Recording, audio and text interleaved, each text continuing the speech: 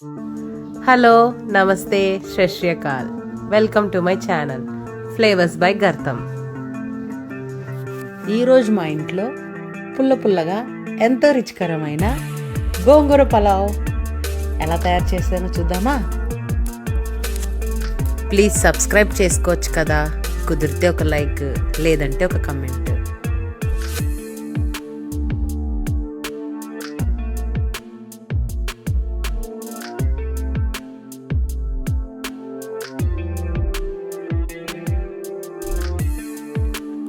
First కుక్కర్లో 1 spoon oil, 1 spoon నెయ్యి వేసుకోండి. దానిలో మీకు నచ్చినన్ని జీడిపప్పు, ఒక 1.5 ఉల్లిపాయ, ఒక 4 నుంచి 5 పచ్చిమిర్చిలు. అవి బాగా వేగిన తర్వాత ఒక ఫుల్ స్పూన్ అల్లం వెల్లుల్లి పేస్ట్, పచ్చివాసన పోయేంత వరకు బాగా మిక్స్ చేసుకోండి. మిక్స్ అయిన తర్వాత కట్ చేసి పెట్టుకున్న 2 టమాటాలు, అందులోనే ఉప్పేసి బాగా మగ్గబెట్టుకున్న తర్వాత నేను చూపించినట్టుగా అప్పుడు మనం మంచిగా కడిగి పెట్టుకున్న గోంగూర వేసుకొని బాగా ఫ్రై చేయండి. మొత్తాన్ని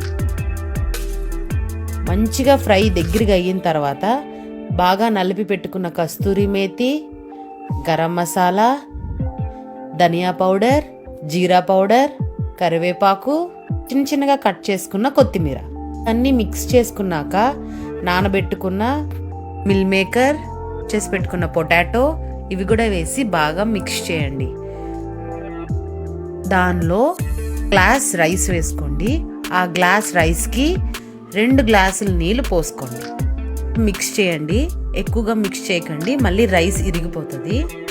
దానిలోనే ఉప్పు, కారం, పసుపు వేసుకొని 3 విజిల్లు వచ్చే వరకు వెయిట్ చేయండి. ఈలోపు మనం ఒక మంచి కచంబర్ చేసుకుందామా? మా సైడ్ కచంబర్ అంటారు, ఇక్కడ రైతా అంటారు. బౌల్లో పెరుగు, సన్నంగా తరుక్కున్న కుకుంబర్, చిన్నగా తరుక్కున్న ఉల్లిపాయలు, కొంచెం చాట్ మసాలా, కొంచెం ఉప్పు, కొంచెం పోసి బాగా మిక్స్ చేసుకోండి.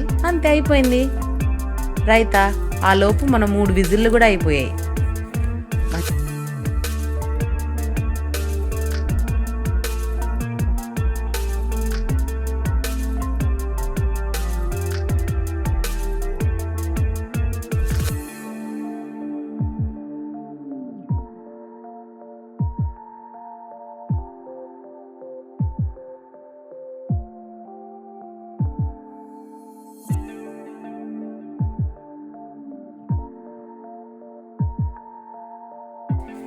మంచిగా వేడి వేడిగా సర్వ్ చేసుకొని తింటే ఉంటుంది. ఆహా, పక్కన చిన్న ఉల్లిపాయ. ప్లీజ్ సబ్స్క్రైబ్ చేసుకోండి.